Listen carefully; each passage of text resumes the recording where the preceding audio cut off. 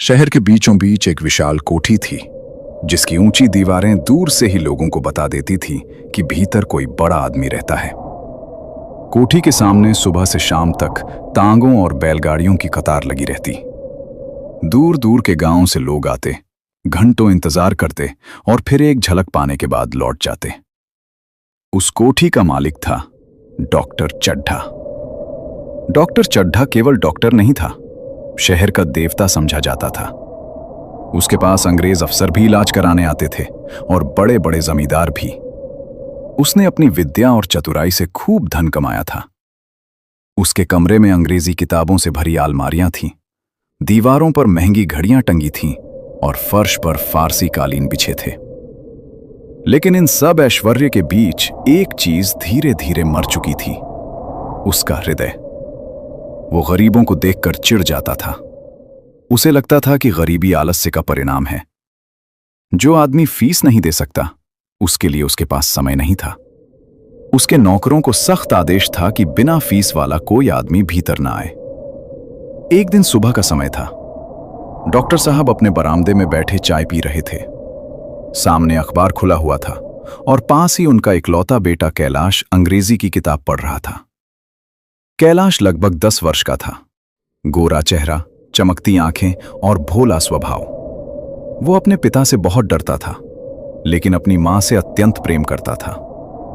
तभी फाटक पर हलचल हुई। एक बूढ़ा आदमी भीतर आने की कोशिश कर रहा था। उसके कपड़े मैले थे, पांव में टूटी चप्पलें थीं और सिर पर धूल जमी हुई थी। चौकीदार उसे रोक रहा था। कहां घुसे चले आते हो? चौकीदार गरजा। बूढ़े ने हाथ जोड़ दिए। भैया, मेरे लड़के की जान निकल रही है, एक बार डॉक्टर साहब को दिखा दो। पहले फीस लाओ।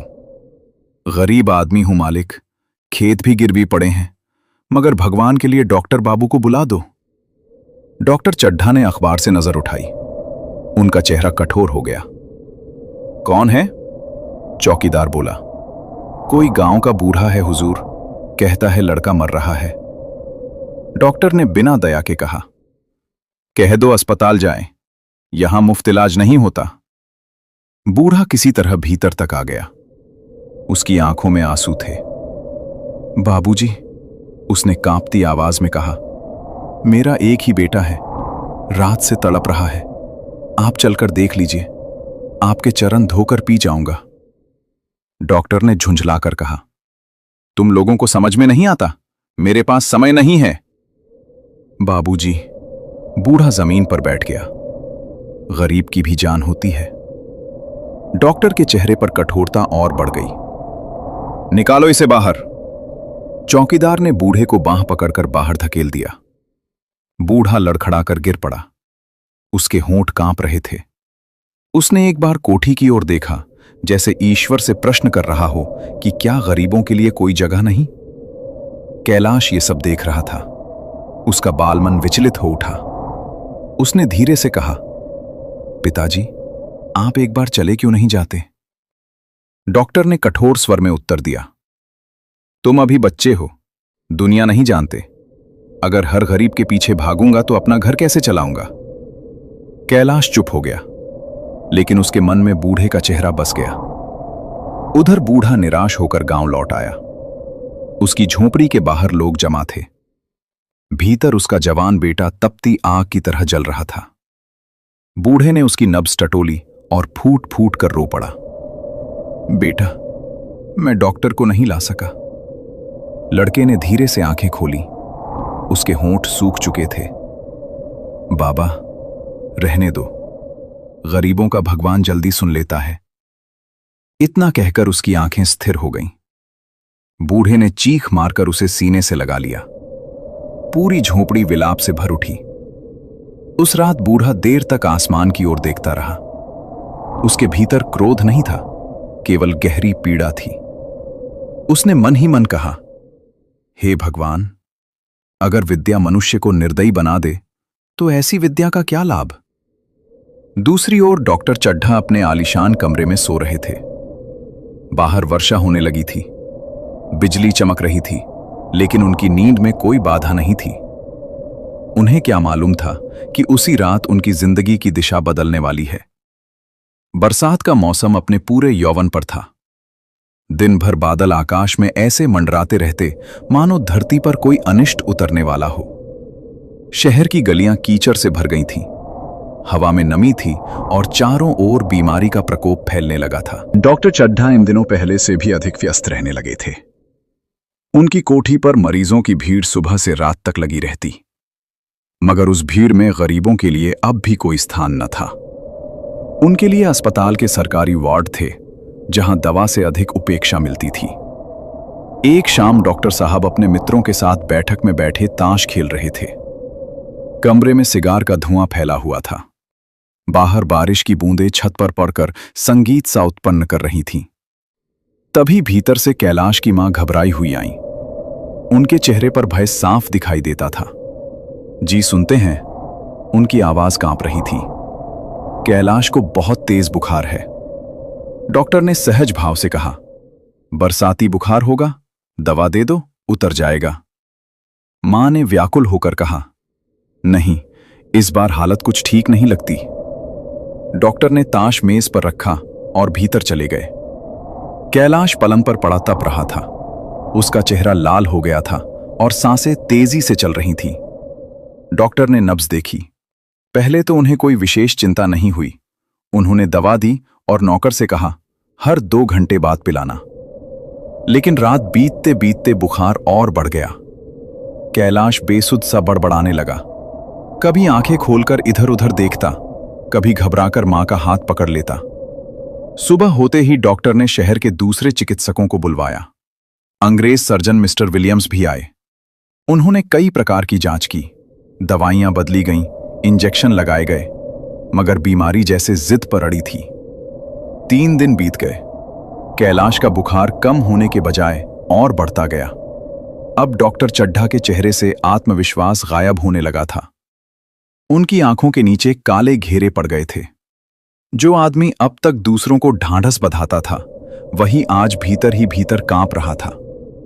कोठी का वातावरण बदल गया। जहां पहले हंसी और चहल पहल थी, वहां अब सन्नाटा पसरा रहता। नौकर दबे पांव चलते। कैलाश की मां रात दिन उसके सिरहाने बैठी रहती। उनकी आंखों से आंसू रुकते न थे। एक रात की बात है। बाहर घनघोर वर्षा हो रही थी। बिजली बार बार चमकती और पूरा कमरा क्षण भर के लिए उजाले से भर उठता। कैलाश अचानक जोर से चीखा, मां, मुझे बचा लो। उसकी आवाज इतनी करुण थी कि डॉक्टर चड्ढा का कलेजा कांप उठा। वे दौड़कर उसके पास आए। कैलाश की सांसें तेज चल रही थीं। उसका शरीर आग की तरह तप रहा था। डॉक्टर ने घबराकर दवा दी, मगर कोई असर न हुआ।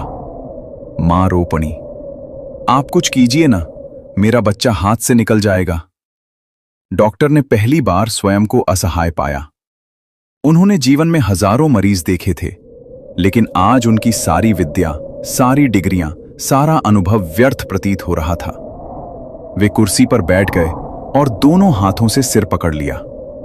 उनकी आंखों के सामने जाने कितने चेहरे घूम गए। वे गरीब किसान, वे बूढ़ी औरतें, वे मजदूर जिन्हें उन्होंने कभी दुत्कार कर लौटा दिया था। मगर सबसे अधिक स्पष्ट था उस बूढ़े किसान का चेहरा जो उनके पैरों में गिर पड़ा था। अचानक बाहर से एक नौकर भागता हुआ आया। हुजूर, वह हाँफ रहा था। गांव में एक बूढ़ा वैद्य रहता है। लोग कहते हैं उसके पास बड़ा चमत्कारी मंत्र है, मरे हुए आदमी को भी जगा देता है। डॉक्टर ने पहले उपहास से मुस्कुराने की कोशिश की। बेवकूफी मत करो, बीमारी मंत्रों से नहीं ठीक होती। लेकिन तभी कैलाश को तेज खांसी उठी। उसके मुंह से खून की पतली धारा निकल आई। मां चीख मारकर रो पड़ी। डॉक्टर का चेहरा पीला पड़ गया। क्षण भर पहले जो आदमी मंत्रों पर हंस रहा था, वही अब टूट चुका था। उसे लग रहा था कि अगर कोई तिनका भी बेटे को बचा सकता है तो उसे पकड़ लेना चाहिए। उन्होंने कांपती आवाज में कहा, जाओ, उसे तुरंत बुलाकर लाओ, चाहे जितना पैसा मांगे। नौकर घोड़ा लेकर अंधेरी रात में निकल पड़ा। डॉक्टर फिर कैलाश के सिरहाने बैठ गए। बच्चे की आंखें आधी बंद थीं। वह बेसुध अवस्था में कुछ बड़बड़ा रहा था। पिताजी, उसने धीमे स्वर में कहा। वह बूढ़ा, उसका बेटा बच गया क्या? डॉक्टर के शरीर में जैसे बिजली दौड़ गई। उन्हें लगा किसी ने उनके हृदय पर चोट कर दी हो। वे कुछ उत्तर न दे सके, केवल कैलाश का हाथ पकड़कर बैठे रहे। रात बहुत भारी हो चुकी थी। बाहर तूफान था, भीतर भय। समय जैसे रुक गया था। हर पल मृत्यु की आहट सुनाई दे रही थी। करीब आधी रात को फाटक पर घोड़े की आवाज सुनाई दी। नौकर बूढ़े वैद्य को लेकर लौट आया था। बूढ़ा भीग चुका था। उसके कपड़ों से पानी टपक रहा था। हाथ में पुराना झोला था और चेहरे पर वही शांति जो दुख झेल चुके लोगों के भीतर जन्म लेती है। जैसे ही वो कमरे में पहुंचा, उसकी नजर डॉक्टर चड्ढा पर पड़ी। उसने तुरंत उन्हें पहचान लिया। यही वो आदमी था जिसने उसे दुत्कार कर लौटाया था। डॉक्टर मगर उसे पहचान न सके। वे तो केवल एक पिता थे जो अपने बेटे को बचाने के लिए किसी भी दरवाजे पर सिर झुकाने को तैयार था। बूढ़े ने कैलाश की ओर देखा। बच्चे का चेहरा पीला पड़ चुका था। उसकी मां रोते रोते थक गई थी। कमरे में निराशा का अंधेरा फैला हुआ था। डॉक्टर धीरे धीरे बूढ़े के पास आए। उनका अभिमान टूट चुका था। उन्होंने कांपते हाथ जोड़ दिए। मेरे बेटे को बचा लो, मैं जिंदगी भर तुम्हारा एहसान मानूंगा। बूढ़ा कुछ क्षण मौन खड़ा रहा। उसकी आंखों में अतीत की पीड़ा चमक उठी। उसे अपना जवान बेटा याद आ गया जो डॉक्टर की राह देखते देखते मर गया था। कमरे में गहरा सन्नाटा छा गया। बाहर बारिश अब भी हो रही थी।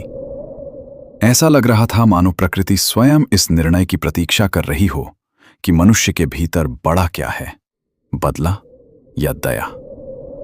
कमरे में सन्नाटा ऐसा छाया हुआ था मानो समय स्वयं ठहर गया हो। बाहर वर्षा की बूंदें छप्पर पर लगातार गिर रही थीं। बीच बीच में बिजली चमकती और क्षण भर के लिए कमरे की दीवारें उजाले में नहा उठती। फिर वही अंधेरा, वही भय, वही बेचैनी। बूढ़ा दरवाजे के पास खड़ा कैलाश को देख रहा था। उसके सूखे चेहरे पर वर्षों के दुख की रेखाएं स्पष्ट थीं। आंखों में करुणा भी थी और भीतर कहीं गहराई में दबा हुआ आक्रोश भी। उसके मन में जैसे दो आवाजें लड़ रही थीं। एक आवाज कहती, यही वो आदमी है जिसने तेरे बेटे को मरने के लिए छोड़ दिया था। आज इसे भी वही पीड़ा सहने दे, तभी इसे समझ आएगा कि गरीब का दुख क्या होता है।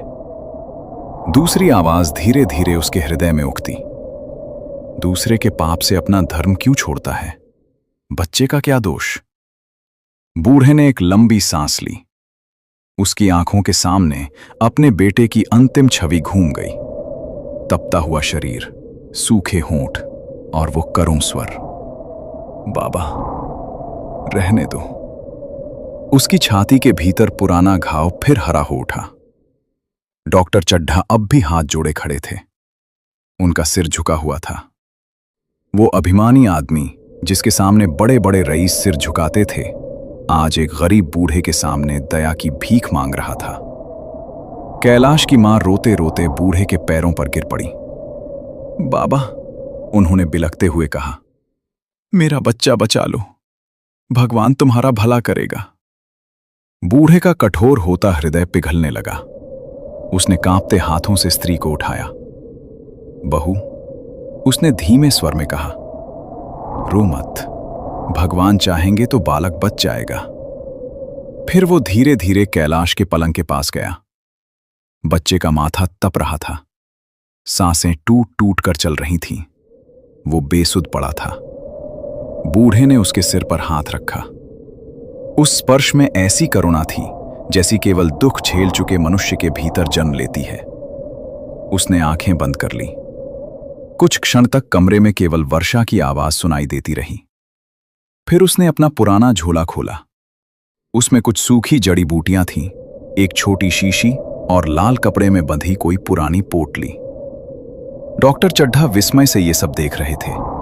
उनकी वैज्ञानिक बुद्धि इन बातों पर विश्वास नहीं करती थी, मगर उस समय उनका हृदय विज्ञान से अधिक आशा को पकड़ना चाहता था।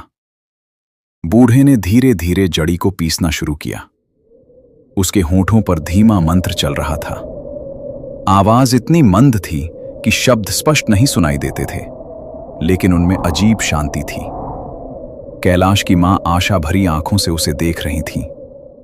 कुछ देर बाद बूढ़े ने औषधि पानी में मिलाई और कैलाश के होठों से लगाई। फिर उसने उसके माथे पर हाथ रखकर आंखें बंद कर लीं। कमरे में बैठे सभी लोग स्तब्ध थे। डॉक्टर ने धीरे से पूछा, क्या मेरा बेटा बच जाएगा? बूढ़े ने तुरंत उत्तर नहीं दिया। उसने केवल इतना कहा, जीवन और मृत्यु भगवान के हाथ में है, मनुष्य तो केवल प्रयास कर सकता है। ये वही बात थी जो कभी डॉक्टर अपने मरीजों के घर वालों से कहा करते थे, मगर आज इन शब्दों का अर्थ उन्हें पहली बार समझ में आ रहा था। समय धीरे धीरे बीतता गया। रात और गहरी हो गई। अचानक कैलाश की सांसें कुछ शांत होने लगी। उसका शरीर पहले जितना तप नहीं रहा था। मां ने कांपते स्वर में कहा, देखिए, इसका माथा थोड़ा ठंडा लग रहा है। डॉक्टर ने जल्दी से नब्ज देखी। सचमुच उसमें थोड़ी स्थिरता आ रही थी। उनकी आंखों में आशा की हल्की किरण चमकी। बूढ़ा अब भी शांत बैठा था। उसके चेहरे पर न गर्व था न उत्साह, मानो वो केवल अपना कर्तव्य निभा रहा हो। कुछ देर बाद कैलाश ने धीरे धीरे आंखें खोलीं। उसकी दृष्टि धुंधली थी। उसने सामने बूढ़े को देखा और धीमे स्वर में कहा, बाबा। मां खुशी से रो पड़ी। डॉक्टर चड्ढा के होंठ कांप उठे। उन्होंने बूढ़े की ओर देखा, लेकिन शब्द गले में अटक गए। बूढ़े ने बच्चे के सिर पर हाथ फेरते हुए कहा, सो जा बेटा, अब तू ठीक हो जाएगा। कैलाश फिर सो गया, मगर इस बार उसकी सांसों में पहले जैसी घबराहट नहीं थी। डॉक्टर की आंखों में आंसू भर आए। उन्हें लगा जैसे किसी ने उनके भीतर वर्षों से जमी कठोरता को तोड़ दिया हो। वे धीरे धीरे बूढ़े के पास आए और भर्राई आवाज में बोले, मैंने तुम्हारे साथ बहुत बड़ा अन्याय किया था। बूढ़े ने शांत स्वर में कहा, अन्याय आपने नहीं किया बाबूजी, वो आपके घमंड ने किया था। ये शब्द डॉक्टर के हृदय में तीर की तरह लगे। कमरे में फिर सन्नाटा छा गया, मगर अब उस सन्नाटे में निराशा नहीं थी। वहां एक नई शुरुआत की धीमी आहट थी। रात धीरे धीरे बीत रही थी। बाहर वर्षा अब थम चुकी थी, मगर वातावरण में अब भी नमी और ठंडक घुली हुई थी। दूर कहीं कुत्तों के भौंकने की आवाज आती और फिर चारों ओर वही गहरा सन्नाटा फैल जाता। डॉक्टर चड्ढा कैलाश के सिरहाने बैठे थे। उनकी आंखें रात भर की जागी हुई थी। चेहरा थकान से पीला पड़ गया था, मगर उस समय उन्हें अपने शरीर की सुध न थी। उनका सारा अस्तित्व केवल अपने बेटे की सांसों में अटका हुआ था। कैलाश अब शांत सो रहा था। उसका माथा पहले की अपेक्षा ठंडा था। सांसें भी सामान्य होने लगी थीं। कभी कभी वो करवट बदलता तो उसकी मां घबराकर उठ बैठती। बूढ़ा वैद्य कमरे के एक कोने में चुपचाप बैठा था। उसके चेहरे पर वही स्थिर शांति थी, मानो उसने कोई बड़ा कार्य नहीं किया हो। डॉक्टर बार बार उसकी ओर देखते और फिर नजरें झुका लेते। उनके भीतर एक अजीब संघर्ष चल रहा था। ये वही आदमी था जिसे उन्होंने अपमानित करके अपने दरवाजे से भगा दिया था। वही आदमी जिसके बेटे की मृत्यु के लिए कहीं न कहीं वे स्वयं जिम्मेदार थे। और आज वही व्यक्ति उनके बेटे के प्राण बचाने बैठा था। डॉक्टर का अभिमान धीरे धीरे टूट रहा था। उन्होंने जीवन में कभी किसी के सामने सिर नहीं झुकाया था। धन, प्रतिष्ठा और विद्या ने उन्हें कठोर बना दिया था।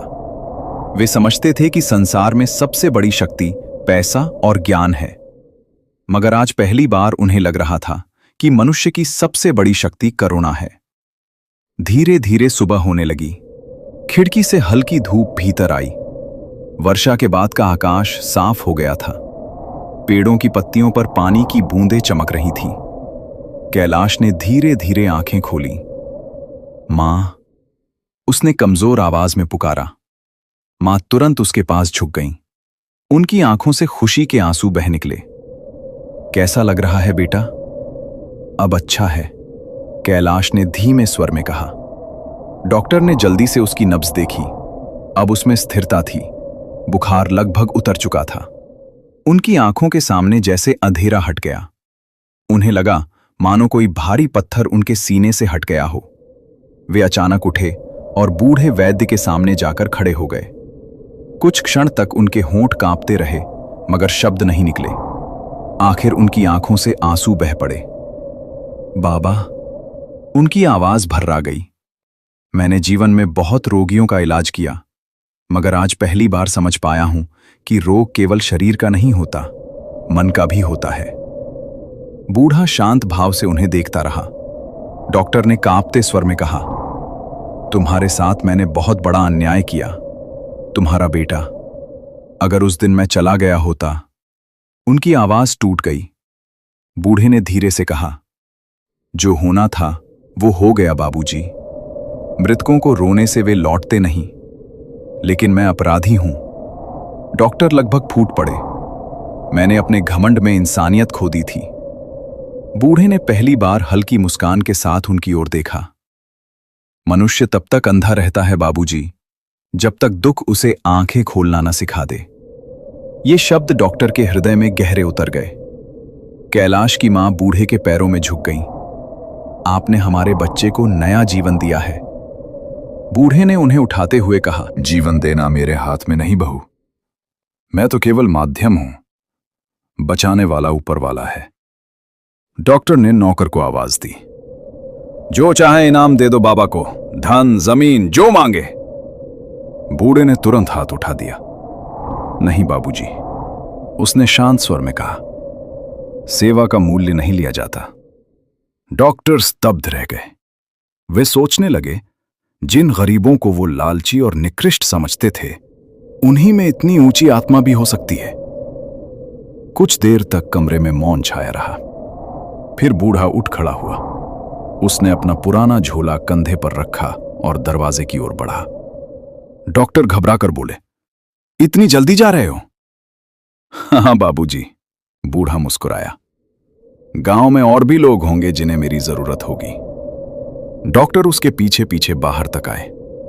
बरामदे में पहुंचकर अचानक उन्होंने बूढ़े के चरण पकड़ लिए। नौकर ये दृश्य देखकर स्तब्ध रह गए।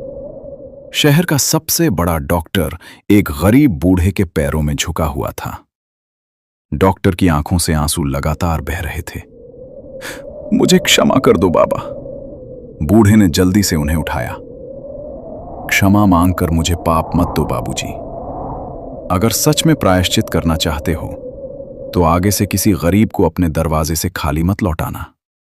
इतना कहकर वो धीरे धीरे फाटक की ओर बढ़ गया। डॉक्टर देर तक उसे जाते हुए देखते रहे। उस सुबह सूर्य पहले से अधिक उजला लग रहा था, मगर सबसे बड़ा परिवर्तन बाहर नहीं, डॉक्टर चड्ढा के भीतर हुआ था। उनका अभिमान टूट चुका था। पहली बार उनके भीतर इंसानियत जागी थी। बूढ़े वैद्य के जाने के बाद डॉक्टर चड्ढा की जिंदगी जैसे बाहर से वही रही, मगर भीतर सब कुछ बदल चुका था। कोठी वही थी, नौकर वही थे, मरीजों की भीड़ भी पहले जैसी थी, लेकिन अब डॉक्टर के मन में एक अजीब बेचैनी घर कर गई थी। कैलाश धीरे धीरे पूरी तरह स्वस्थ होने लगा। उसकी हंसी फिर से घर में गूंजने लगी। डॉक्टर की पत्नी अब पहले की तरह मुस्कुराने लगी थी। घर में फिर चहल पहल लौट आई थी, लेकिन डॉक्टर चड्ढा के भीतर शांति नहीं लौट सकी। रात को जब वे अपने कमरे में अकेले होते तो उन्हें बार बार वही दृश्य दिखाई देता। बारिश में भीगा बूढ़ा, उसके कांपते हाथ और वो करुण स्वर, गरीब की भी जान होती है। वे करवटें बदलते रहते। नींद उनकी आंखों से दूर भागने लगी थी। एक रात उन्होंने सपना देखा। उन्होंने देखा कि उनकी कोठी के बाहर सैकड़ों गरीब खड़े हैं। कोई अपने बीमार बच्चे को गोद में लिए रो रहा है, कोई बूढ़ी मां के लिए दवा मांग रहा है, मगर कोठी का फाटक बंद है। भीतर डॉक्टर चड्ढा खड़े हैं और सबको लौटा रहे हैं। तभी भीड़ में से वही बूढ़ा निकल कर आता है। उसकी आंखों में आंसू नहीं, केवल गहरी करुणा है। वो कहता है, बाबूजी, रोग शरीर में नहीं, मन में है। डॉक्टर घबराकर उठ बैठे। उनका शरीर पसीने से भीग चुका था। उस रात वे देर तक खिड़की के पास खड़े रहे। बाहर अंधेरा था। कहीं दूर मंदिर की घंटी बज रही थी। सुबह जब वे मरीज देखने बैठे तो पहले की तरह अमीरों की भीड़ लगी हुई थी। कोई जमींदार आया था, कोई साहूकार। सभी आदर से झुक झुक कर सलाम कर रहे थे। तभी दरवाजे पर एक गरीब औरत दिखाई दी। उसकी गोद में एक बीमार बच्चा था। कपड़े फटे हुए थे, चेहरा धूल और आंसुओं से भरा था। चौकीदार ने हमेशा की तरह उसे रोक दिया। चल हट, यहां मुफ्त इलाज नहीं होता। औरत गिड़गिड़ाई, मालिक, बच्चा मर जाएगा। चौकीदार उसे धक्का देने ही वाला था कि अचानक डॉक्टर की आवाज गूंजी, उसे भीतर आने दो। चौकीदार स्तब्ध रह गया। डॉक्टर स्वयं उठकर उस औरत के पास गए। उन्होंने बच्चे का माथा छुआ। तेज बुखार था। कब से बीमार है? डॉक्टर ने पूछा। औरत रोते हुए बोली, 3 दिन से मालिक। पैसे नहीं थे इसलिए पहले नहीं आ सकी। डॉक्टर का हृदय कांप उठा। उन्हें लगा मानो फिर वही पुराना दृश्य सामने खड़ा हो। उन्होंने तुरंत दवा लिखी और नौकर से कहा, दवा मुफ्त दी जाए। औरत डॉक्टर के पैरों पर गिर पड़ी। भगवान आपका भला करे मालिक। डॉक्टर जल्दी से पीछे हट गए। उनके भीतर जैसे कोई चुभन उठी। वे सोचने लगे, जिन लोगों को मैं तुच्छ समझता था, उन्हीं की दुआओं में कितनी शक्ति है। उस दिन के बाद धीरे धीरे डॉक्टर का व्यवहार बदलने लगा। अब अगर कोई गरीब मरीज आता तो वे उसे पहले देखने लगे। कई बार वे खुद उठकर बाहर चले जाते। नौकर और पुराने मरीज आश्चर्य से ये सब देखते। शहर में चर्चा फैल गई कि डॉक्टर चड्ढा बदल गए हैं। कुछ लोग कहते, बेटे की बीमारी ने इन्हें डरा दिया है। कुछ हंसते, ये सब दिखावा है। मगर डॉक्टर अब लोगों की बातों की परवाह नहीं करते थे। फिर भी उनके भीतर का अपराध बोध कम नहीं हो रहा था। एक दिन उन्होंने अपने पुराने रजिस्टर निकलवाए। उनमें वर्षों से मरीजों का हिसाब लिखा था। अमीरों के नाम के आगे मोटी रकम दर्ज थी, मगर गरीबों के नाम बहुत कम थे। उन्होंने धीरे धीरे पन्ने पलटे। अचानक उनकी नजर एक खाली पन्ने पर जाकर रुक गई। उन्हें लगा मानो वहां लिखा हो, एक गरीब युवक जिसे इलाज नहीं मिला। उनकी आंखें भर आईं। कैलाश उसी समय कमरे में आया। पिताजी, आप रो रहे हैं? डॉक्टर ने जल्दी से आंसू पोंछ लिए। नहीं बेटा। उन्होंने मुस्कुराने की कोशिश की। बस पुरानी बातें याद आ गईं। कैलाश कुछ देर चुप खड़ा रहा, फिर बोला, उस दिन वाले बाबा बहुत अच्छे थे। डॉक्टर का सिर झुक गया। हां बेटा, उन्होंने धीमे स्वर में कहा, बहुत अच्छे थे और मैं बहुत छोटा था। कैलाश उनकी बात समझ नहीं पाया, मगर डॉक्टर के भीतर तूफान चल रहा था। उस रात उन्होंने एक निर्णय लिया। उन्होंने नौकरों को बुलाकर कहा, आज से कोई गरीब मरीज मेरे दरवाजे से वापस नहीं जाएगा। फीस हो या न हो, इलाज सबका होगा। नौकर एक दूसरे का मुंह देखने लगे। चौकीदार ने आश्चर्य से पूछा, हुजूर, सच? डॉक्टर ने दृढ़ स्वर में कहा, हां, और अगर किसी गरीब को रोका गया तो नौकरी चली जाएगी। उस रात डॉक्टर को कई दिनों बाद थोड़ी शांति महसूस हुई, मगर उनके मन में अब भी एक अधूरापन था। उन्हें लगता था कि केवल गरीबों का इलाज कर देने से उनका अपराध धुल नहीं सकता। उन्हें उस बूढ़े वैद्य के सामने जाकर सिर झुकाना होगा, जिसके भीतर गरीबी के बावजूद इतनी महानता थी। और तभी उनके मन में पहली बार यह विचार उठा, मुझे उसके गांव जाना चाहिए। अगली सुबह डॉक्टर चड्ढा बहुत देर तक अपने कमरे में बैठे सोचते रहे। बाहर सूरज निकल आया था, मगर उनके मन के भीतर अब भी एक धुंध छाई हुई थी। उन्होंने रात भर आंख नहीं मूंदी थी। बार बार वही विचार मन में उठता, जिस आदमी ने मेरे साथ इतना बड़ा उपकार किया, उसके जीवन के बारे में मैं कुछ भी नहीं जानता। आखिर उन्होंने निर्णय कर लिया। उन्होंने नौकर से कहा, गाड़ी तैयार करो, मुझे गांव जाना है। नौकर ने आश्चर्य से पूछा, कौन से गांव हुजूर? डॉक्टर कुछ क्षण चुप रहे। उन्हें बूढ़े का नाम तक मालूम नहीं था। वे केवल इतना जानते थे कि वो पास के किसी छोटे गांव में रहता है। उन्होंने धीमे स्वर में कहा, उसी बूढ़े वैद्य के गांव। कुछ देर बाद मोटर गाड़ी शहर से बाहर निकल पड़ी। बरसात के बाद की धरती हरियाली से भर उठी थी। खेतों में पानी चमक रहा था। कहीं किसान हल चला रहे थे, कहीं औरतें घास काट रही थीं। मगर इस सुंदरता के बीच गरीबी साफ दिखाई देती थी।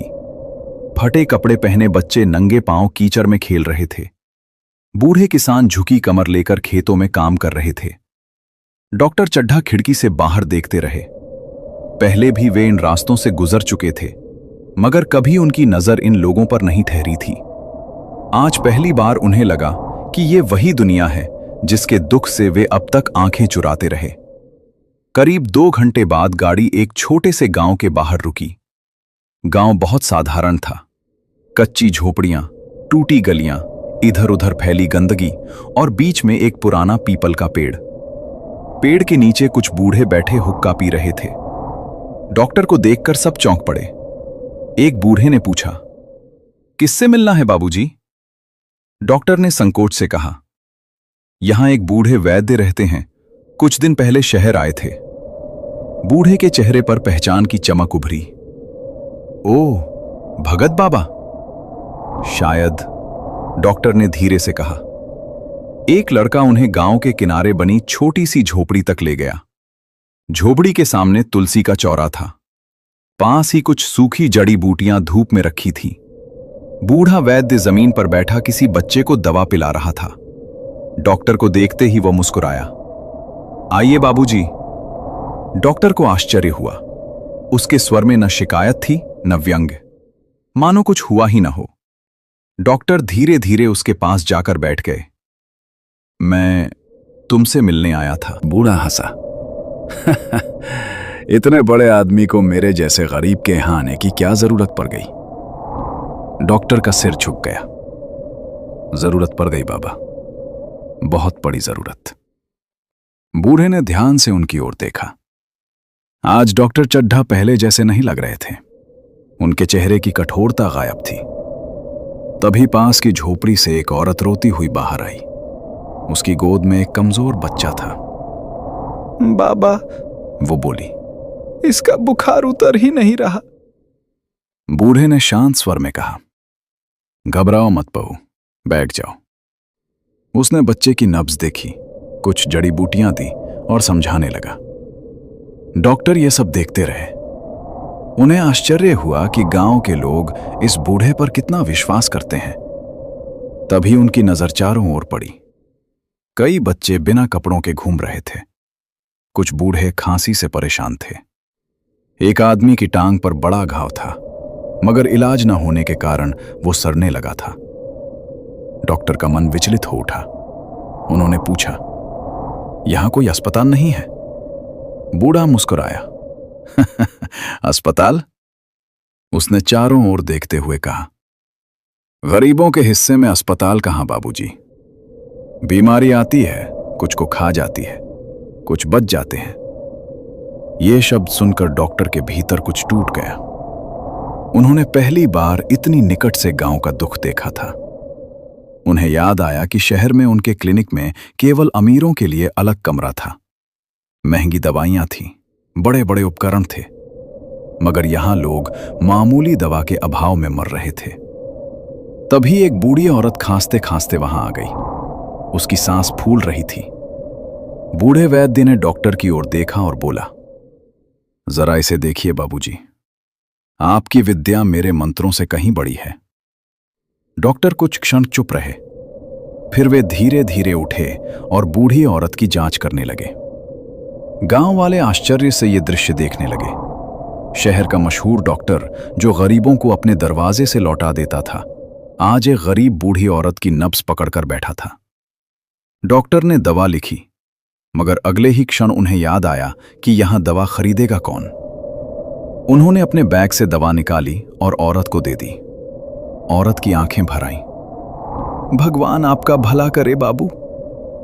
डॉक्टर का गला भर आया।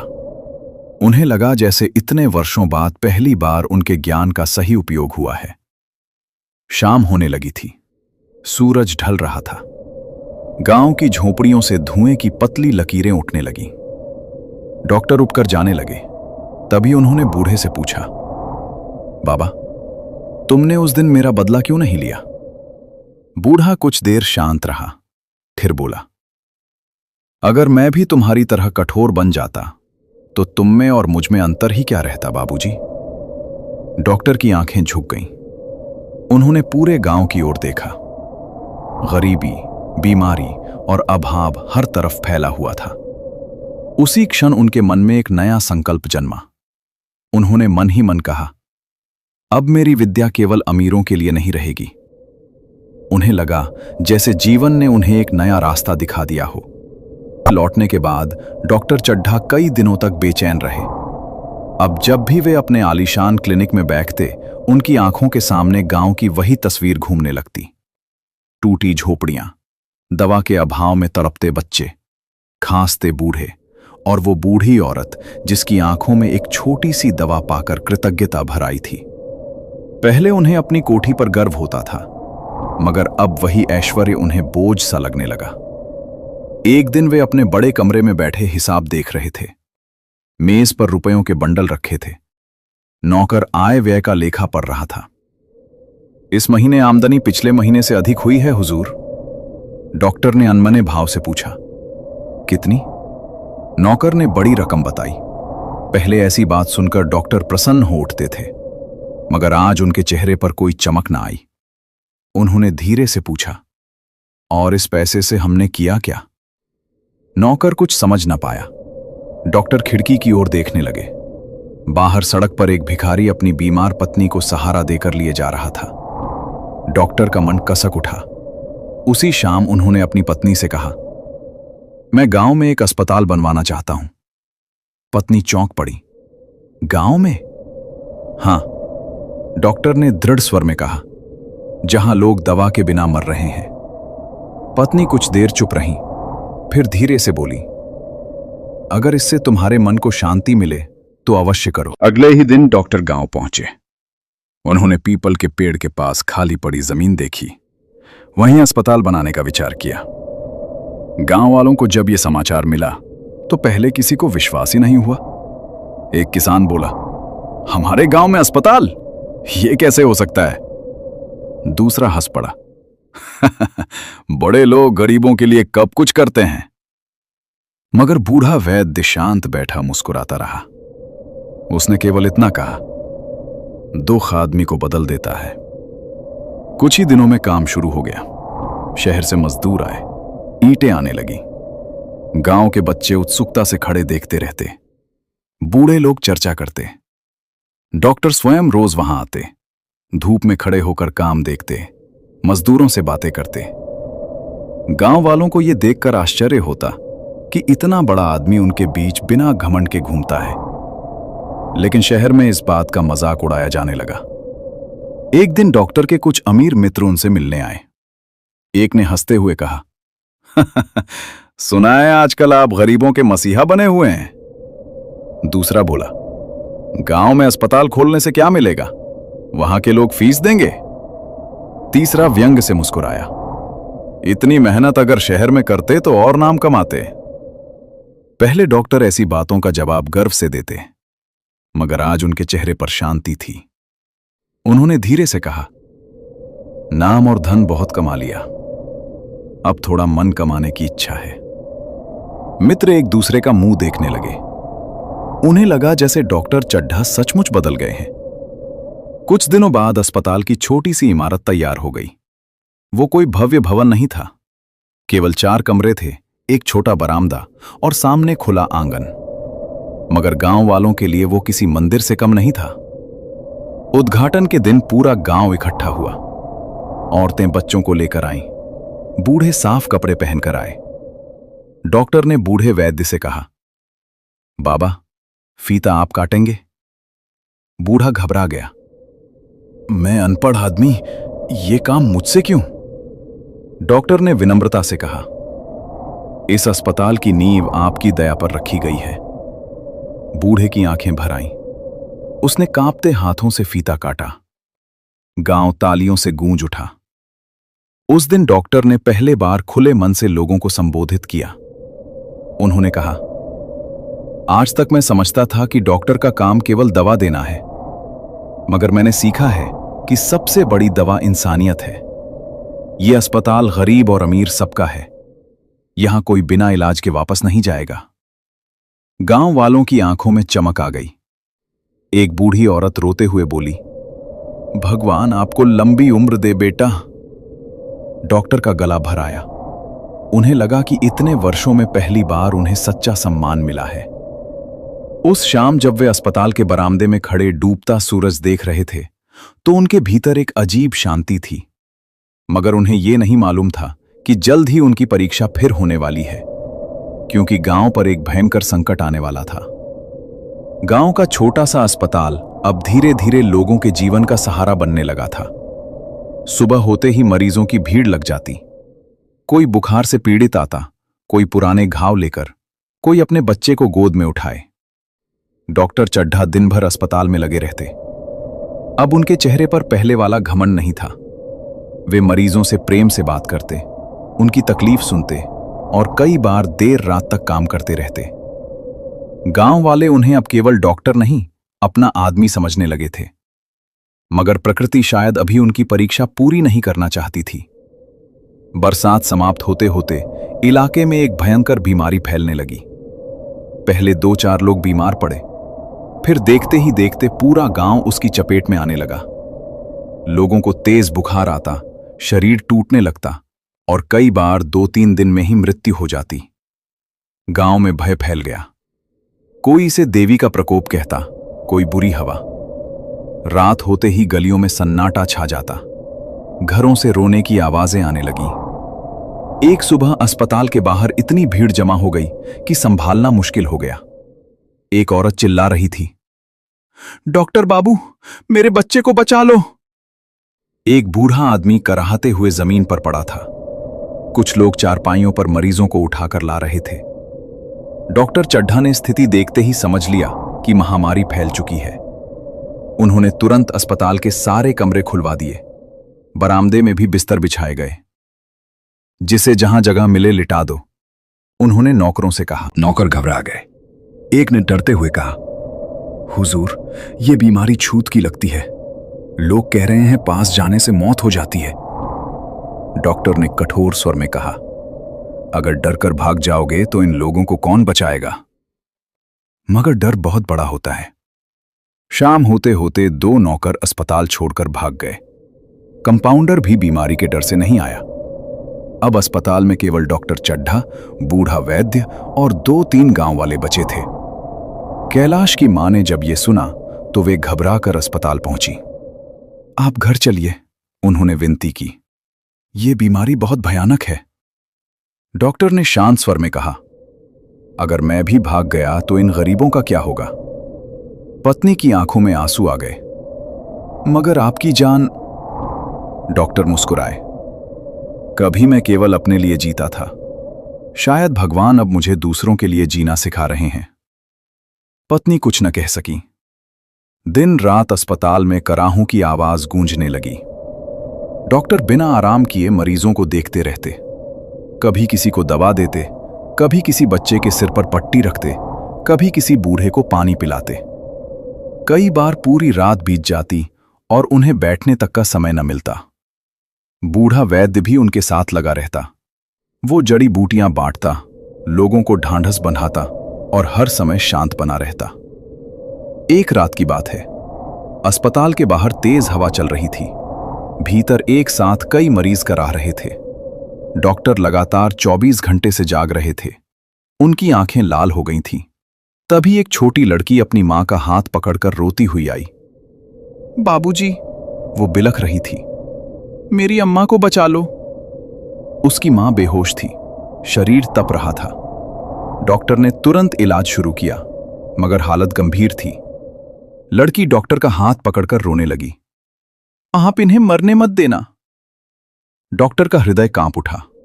उन्हें अचानक वो रात याद आ गई जब बूढ़ा उनके सामने अपने बेटे के लिए गिड़गिड़ा रहा था। उन्होंने पूरी कोशिश की, घंटों मेहनत की। आखिर देर रात जाकर औरत की सांसें सामान्य होने लगी। लड़की खुशी से डॉक्टर के पैरों से लिपट गई। डॉक्टर की आंखें भर आईं। उन्हें लगा जैसे हर बचती हुई जान उनके पुराने पापों को थोड़ा थोड़ा धो रही है।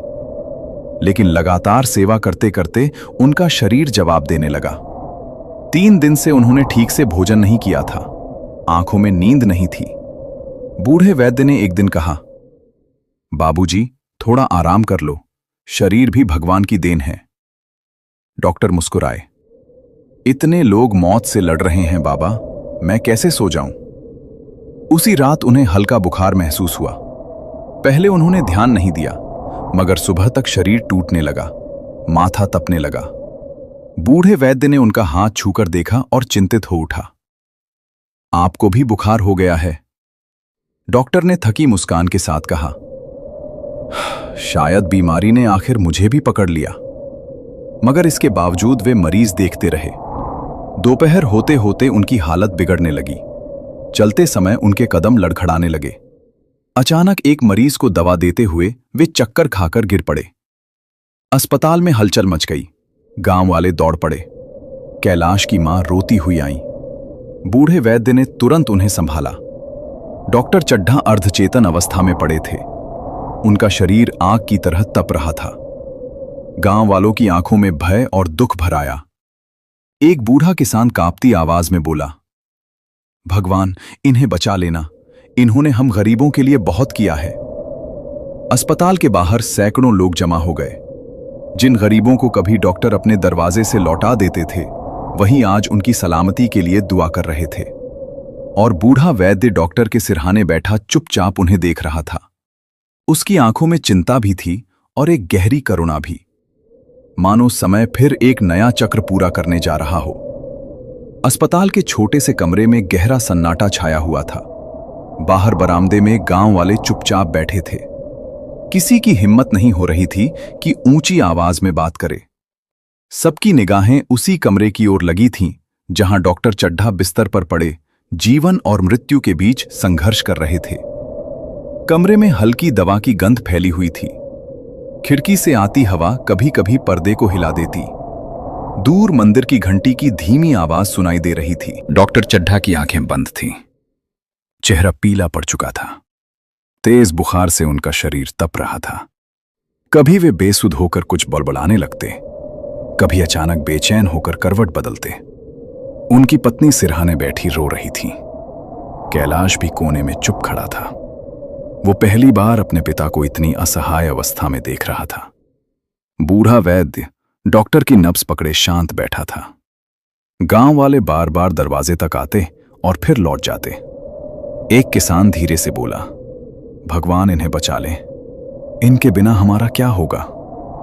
दूसरा बोला, इन्होंने तो अपने प्राण हमारी सेवा में लगा दिए। कुछ औरतें अस्पताल के बाहर बैठकर प्रार्थना कर रही थीं। जिस आदमी के दरवाजे पर कभी गरीब कांपते हुए जाते थे, आज वही गरीब उसके लिए आंसू बहा रहे थे। रात गहराने लगी। अचानक डॉक्टर ने बेचैनी से आंखें खोली। उनकी दृष्टि धुंधली थी।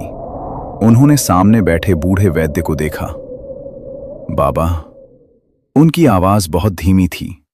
बूढ़ा तुरंत झुक गया। कैसा लग रहा है बाबूजी? डॉक्टर कुछ क्षण तक उन्हें देखते रहे, फिर उनकी आंखों में आंसू आ गए। शायद अब मेरी बारी आ गई है। बूढ़ा मुस्कुराया।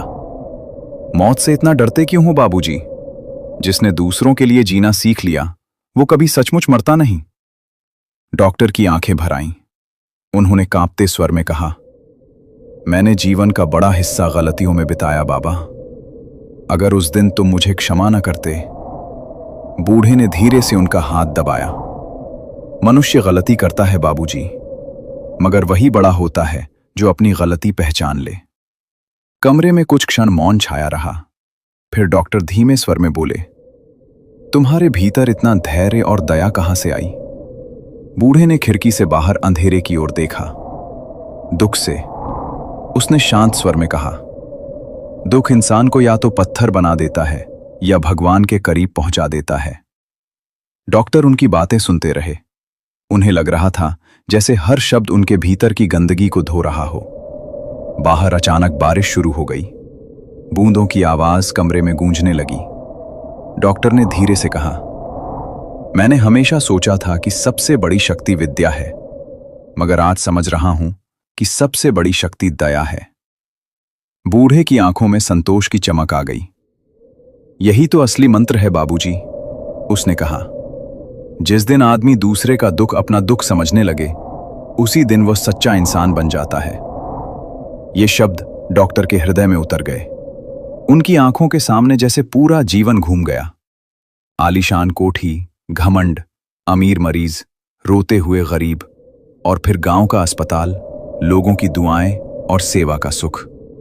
उन्होंने धीमे स्वर में कहा, अगर मैं बच गया तो बाकी जीवन इसी रास्ते पर चलूंगा।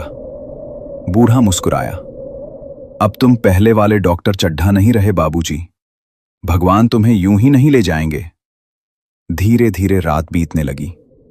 बूढ़ा पूरी रात डॉक्टर के पास बैठा रहा। कभी उनके माथे पर ठंडी पट्टी रखता, कभी औषधि देता, कभी मंत्र बुदबुदाता। सुबह होने लगी। खिड़की से हल्की धूप भीतर आई। बाहर पक्षियों की आवाज सुनाई देने लगी। अचानक डॉक्टर की सांसें पहले से सामान्य होने लगी। उनका बुखार थोड़ा उतर गया। बूढ़े ने राहत की सांस ली। कैलाश की मां ने घबराकर पूछा, अब कैसे हैं? बूढ़ा मुस्कुराया। अब डरने की बात नहीं बहू, भगवान ने इन्हें वापस लौटा दिया। पत्नी की आंखों से आंसू बह निकले। कैलाश खुशी से पिता का हाथ पकड़कर बैठ गया। बाहर खड़े गांव वालों को जब यह समाचार मिला तो पूरे अस्पताल में खुशी फैल गई। एक बूढ़ा किसान हाथ जोड़कर आसमान की ओर देखने लगा। भगवान, तूने हमारी सुन ली। डॉक्टर ने धीरे धीरे आंखें खोली। उन्होंने बाहर खड़े गांव वालों को देखा। उन चेहरों पर चिंता, प्रेम और अपनापन था। उन्हें लगा जैसे उन्होंने जीवन में पहली बार सच्चा परिवार पाया है। उनकी आंखों से आंसू बह निकले। उन्होंने धीमे स्वर में कहा, आज समझा हूं, इंसान धन से बड़ा नहीं होता, इंसानियत से बड़ा होता है। बूढ़ा वैद्य शांत भाव से उन्हें देखता रहा। उसके चेहरे पर एक गहरी संतोष भरी मुस्कान थी, मानो उसका दिया हुआ मंत्र अब सचमुच अपना काम कर चुका था। महामारी का संकट धीरे धीरे समाप्त होने लगा था। गांव में अब पहले जैसी चीख पुकार नहीं सुनाई देती थी। अस्पताल के बरामदे, जो कुछ दिन पहले कराहों से भरे रहते थे, अब शांत दिखाई देने लगे थे। लोग फिर खेतों की ओर लौटने लगे। बच्चे गलियों में खेलने लगे। औरतों के चेहरों पर भय की जगह राहत दिखाई देने लगी। गांव वाले जब भी अस्पताल की ओर देखते, उनकी आंखों में सम्मान भर आता। डॉक्टर चड्ढा पूरी तरह स्वस्थ हो चुके थे, मगर बीमारी ने उनके शरीर को कमजोर बना दिया था। पहले जैसी कठोरता अब उनके चेहरे पर नहीं थी। उनमें एक अजीब शांति आ गई थी। वे अब पहले से अधिक समय गांव में बिताने लगे। सुबह सुबह अस्पताल पहुंच जाते और देर शाम तक मरीजों के बीच रहते। कई बार वे मरीजों से अधिक उनकी बातें सुनते। कोई अपनी गरीबी का दुख सुनाता, कोई फसल खराब होने की चिंता करता, कोई बेटी के विवाह की परेशानी। पहले डॉक्टर केवल शरीर का रोग देखते थे, अब वे मन का दुख भी समझने लगे थे। कैलाश इन दिनों अक्सर अपने पिता के साथ अस्पताल आने लगा था। वो अब किशोर हो चुका था। उसकी आंखों में जिज्ञासा थी और मन में संवेदनशीलता। वो घंटों अस्पताल के बरामदे में बैठा लोगों को देखता रहता। कभी पिता को दवा देते देखता, कभी बूढ़े वैद्य को मरीजों को समझाते हुए। एक दिन उसने देखा कि एक गरीब किसान अपनी बीमार पत्नी को कंधे पर उठाकर अस्पताल लाया है। उसके पैरों में चप्पल भी नहीं थी। डॉक्टर चड्ढा तुरंत उसके पास पहुंचे। उन्होंने खुद औरत को सहारा देकर भीतर लिटाया। किसान की आंखों में आंसू भर आए। बाबूजी, वो बोला, अगर ये अस्पताल न होता तो मेरी औरत बचती नहीं। कैलाश ये सब चुपचाप देख रहा था। उसे अचानक याद आया कि वर्षों पहले यही उसके पिता गरीबों को अपने दरवाजे से लौटा देते थे। उसने धीरे से पूछा, पिताजी, क्या आप पहले सचमुच इतने कठोर थे? डॉक्टर कुछ क्षण चुप रहे, फिर मुस्कुराकर बोले, हां बेटा, क्योंकि तब मैं केवल पढ़ा लिखा था, इंसान नहीं। कैलाश उनके चेहरे की ओर देखने लगा। उसे लगा जैसे उसके पिता अब पहले वाले आदमी नहीं रहे। उसी शाम वो बूढ़े वैद्य के पास जा बैठा। बूढ़ा तुलसी के चौरे के पास बैठा जड़ी बूटियां साफ कर रहा था। कैलाश ने पूछा, बाबा, आपने पिताजी को इतना कैसे बदल दिया? बूढ़ा हंस पड़ा। मैंने कुछ नहीं किया बेटा, दुख सबसे बड़ा गुरु होता है। कैलाश कुछ देर सोचता रहा, फिर उसने धीमे स्वर में कहा, मैं भी बड़ा होकर डॉक्टर बनना चाहता हूं। बूढ़े ने मुस्कुराकर पूछा, अपने पिता जैसा? कैलाश ने तुरंत उत्तर दिया, नहीं, आज वाले पिता जैसा। बूढ़े की आंखों में चमक आ गई। उसने प्यार से कैलाश के सिर पर हाथ रखा। अगर ऐसा डॉक्टर बन गए तो बहुत लोगों का भला होगा। उस रात कैलाश देर तक सो नहीं सका। उसके मन में कई विचार घूमते रहे। उसे याद आया कि कैसे महामारी के समय उसके पिता ने अपनी जान की परवाह किए बिना लोगों की सेवा की थी। उसे पहली बार समझ आया कि डॉक्टर होना केवल दवा देना नहीं, बल्कि दूसरों के दुख को अपना दुख समझना है। अगले दिन उसने अपने पिता से कहा, पिताजी, मैं पढ़ लिखकर ऐसा डॉक्टर बनूंगा जो गरीब और अमीर में भेद न करे। डॉक्टर चड्ढा कुछ क्षण तक बेटे को देखते रहे। उनकी आंखें भर आईं। उन्होंने कैलाश को अपने पास बैठा लिया। बेटा, उन्होंने धीमे स्वर में कहा, अगर तुमने ये सीख लिया तो समझो तुमने चिकित्सा का सबसे बड़ा ज्ञान पा लिया। कैलाश ने पूछा, सबसे बड़ा ज्ञान? डॉक्टर मुस्कुराए, हां, किताबें तुम्हें दवा सिखाएंगी, मगर इंसानियत तुम्हें डॉक्टर बनाएगी। ये शब्द कैलाश के मन में गहराई तक उतर गए। धीरे धीरे समय बीतता गया। कैलाश अब पढ़ाई में और अधिक मन लगाने लगा, मगर उसके स्वभाव में घमंड नहीं था। वो गांव के बच्चों के साथ बैठता, मरीजों की मदद करता और अस्पताल में छोटे मोटे काम कर देता। गांव वाले उसे प्यार से देखते। एक दिन एक बूढ़ी औरत ने डॉक्टर चड्ढा से कहा, बाबूजी, आपका लड़का भी आपकी तरह बड़ा आदमी बनेगा। डॉक्टर मुस्कुराए, नहीं अम्मा, उन्होंने धीरे से कहा, अगर ये सचमुच इंसान बन गया तो यही सबसे बड़ी बात होगी। शाम को जब डॉक्टर अस्पताल के बरामदे में बैठे डूबता सूरज देख रहे थे तो कैलाश उनके पास आकर बैठ गया। कुछ देर दोनों चुप रहे। फिर कैलाश ने पूछा, पिताजी, क्या आपको कभी अपने पुराने दिन याद आते हैं? डॉक्टर ने गहरी सांस ली। हां बेटा, और उन्हीं को याद करके मैं खुद को सही रास्ते पर बनाए रखता हूं। उन्होंने आसमान की ओर देखा। सूरज धीरे धीरे ढल रहा था। लालिमा पूरे आकाश में फैल गई थी। डॉक्टर के चेहरे पर संतोष था। उन्हें लग रहा था कि उनका जीवन अब अधूरा नहीं रहा, क्योंकि जो सीख उन्हें देर से मिली थी वही सीख अब उनके बेटे के भीतर बचपन से जन्म ले चुकी थी, और शायद यही उनकी सबसे बड़ी जीत थी। समय धीरे धीरे अपनी चाल चलता रहा। वर्ष बीत गए। गांव का छोटा सा अस्पताल अब एक बड़े चिकित्सालय का रूप ले चुका था। जहां कभी केवल 4 कमरे थे, वहां अब कई वार्ड बन गए थे। दूर दूर के गांवों से लोग इलाज कराने आने लगे थे। अस्पताल के बाहर सुबह से ही मरीजों की कतार लग जाती। कोई बैलगाड़ी से आता, कोई पैदल। मगर एक बात आज भी नहीं बदली थी, किसी गरीब से कभी फीस नहीं ली जाती थी। गांव वाले अब उस अस्पताल को केवल अस्पताल नहीं, दया का घर कहते थे। डॉक्टर चड्ढा अब बूढ़े हो चुके थे। उनके बाल सफेद पड़ गए थे, चेहरे पर झुर्रियां आ गई थीं, मगर उनकी आंखों में पहले से कहीं अधिक शांति थी। वे अब कम मरीज देखते थे। अधिकतर समय अस्पताल के बरामदे में बैठकर लोगों को आते जाते देखते रहते। कैलाश अब जवान हो चुका था। उसने पढ़ाई पूरी कर ली थी और अपने पिता की तरह डॉक्टर बन गया था। मगर उसमें अपने पिता के पुराने दिनों का अभिमान नहीं था। वो हर मरीज से प्रेम से बात करता। कई बार खुद गांव-गांव जाकर लोगों का इलाज करता। गांव वाले कहते, बाप ने सेवा सीखी, बेटे ने सेवा को धर्म बना लिया। डॉक्टर ये सुनकर मुस्कुरा देते। एक शाम की बात है। बरामदे में हल्की ठंडी हवा चल रही थी। आसमान में सूर्य धीरे धीरे डूब रहा था। उसकी लालिमा पूरे गांव पर फैल गई थी। डॉक्टर चड्ढा अपनी पुरानी लकड़ी की कुर्सी पर बैठे थे। उनके हाथ में चाय का प्याला था। सामने अस्पताल का आंगन दिखाई दे रहा था, जहां कुछ बच्चे खेल रहे थे। कैलाश आकर उनके पास बैठ गया। कुछ देर दोनों चुपचाप डूबते सूरज को देखते रहे। फिर कैलाश ने धीमे स्वर में पूछा, पिताजी, क्या आपको कभी लगता है कि अगर वो बूढ़े बाबा उस रात हमारे घर न आए होते तो सब कुछ अलग होता? डॉक्टर ने गहरी सांस ली। हां बेटा, उन्होंने शांत स्वर में कहा, तब शायद मैं आज भी वही कठोर आदमी होता जिसे केवल धन और प्रतिष्ठा दिखाई देती थी। कुछ क्षण मौन छाया रहा, फिर डॉक्टर की आंखें दूर कहीं खो गईं। जानते हो कैलाश, उन्होंने धीमे स्वर में कहा, मैंने जीवन में बहुत किताबें पढ़ी, बड़े बड़े डॉक्टरों से सीखा, अंग्रेजों के साथ काम किया, मगर जो शिक्षा मुझे उस गरीब बूढ़े ने दी वो किसी विश्वविद्यालय में नहीं मिल सकती थी। कैलाश ध्यान से उनकी बातें सुन रहा था।